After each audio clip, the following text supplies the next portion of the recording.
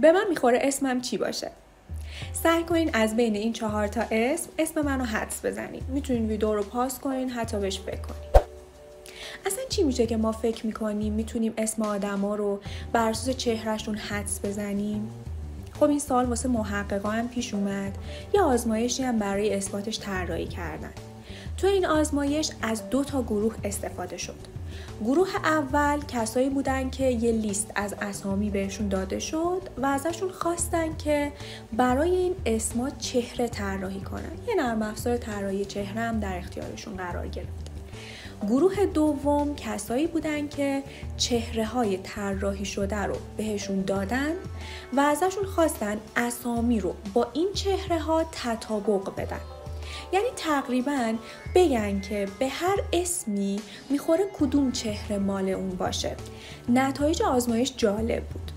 به خاطر اینکه گروه دوم تا حد زیادی تونسته بودن اسم و چهره رو با هم درست تطابق بدن. ولفگانگ این آزمایش رو یه بار دیگه ولی به یه شکل دیگه انجام داد.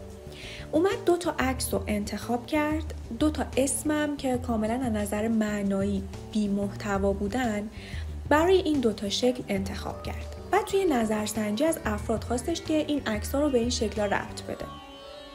فکر می‌کنین بین این 2 تا عکس کدوم کیکیه، کدوم بوبا؟ بعد که نتایج آزمایش منتشر شد، 80% افراد شکلی که تیز بود و زاویه داشت و ربط دادن به اسم کیکی، شکلی هم که حالت گرد و پنبه‌ای داشت و ربط دادن به اسم بوبا.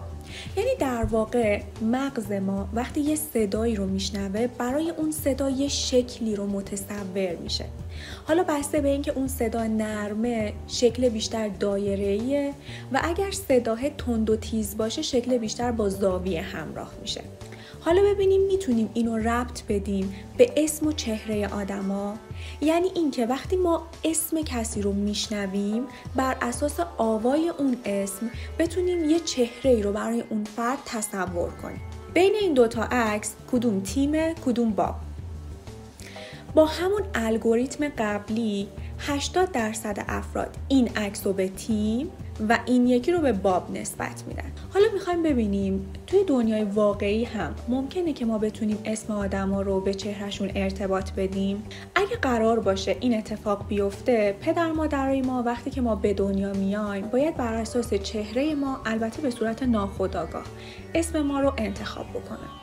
ولی خب خیلی وقتا این پیش نمیاد دیگه. مثلا خود من، مامانم وقتی که اصلا مجرد بوده اسم منو انتخاب کرده. یا خیلی از نوزادا وقتی که به دنیا میان چهره نوزادیشون به چهره بزرگسالیشون شباهت زیادی نداره. بنابراین حتی اگه والدینشون به صورت ناخودآگاه برای نوزادیشون بر اساس چهره نوزادیشون یه اسمی رو انتخاب کرده باشن، ممکنه اون اسم به چهره بزرگسالیشون نیاد. پس خیلی منطقی به نظر نمیرسه که ما بگیم اسم افرادو میتونیم از روی چهرهشون حدس بزنیم. ولی چه منطقی به نظر بیاد چه نه، ما واقعا میتونیم این کار رو انجام بدیم. بیایم برگردیم به اون سوالی که اول ویدیو پرسیدم در مورد اسم خودم.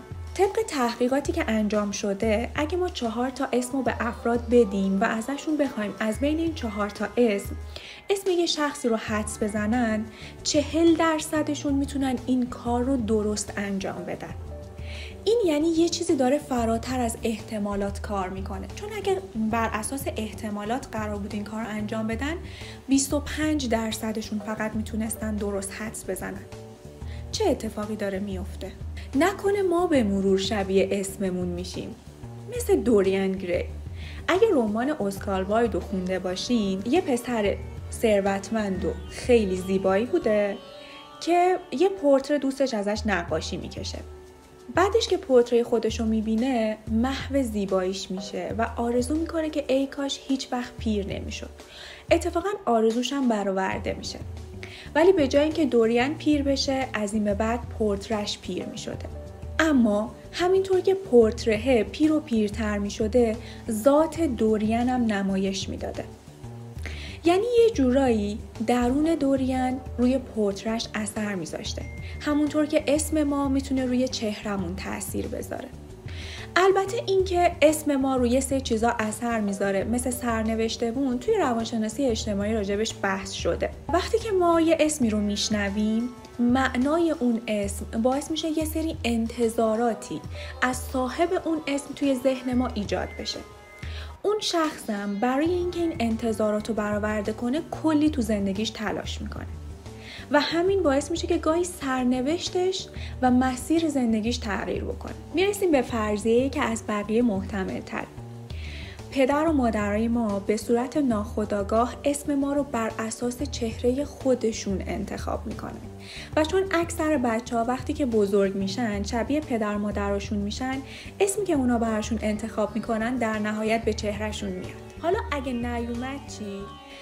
اون بچه‌ها معمولاً یه سری اسمای مستعار برای خودشون انتخاب میکنن یا اگر مخفف اسمشون به چهرهشون میومد سعی میکنن تو جامعه مخفف اسمشون رو به بقیه معرفی کنن. میدونستین که کسایی که اسمشون با چهرهشون تطابق بیشتری داره تو جامعه محبوبیت بیشتری هم دارن؟ حتی سناتورهای آمریکایی که اسمشون بیشتر شبیه چهرهشون بوده 10% احتمال رأی آوردنشون از بقیه بیشتر میشه.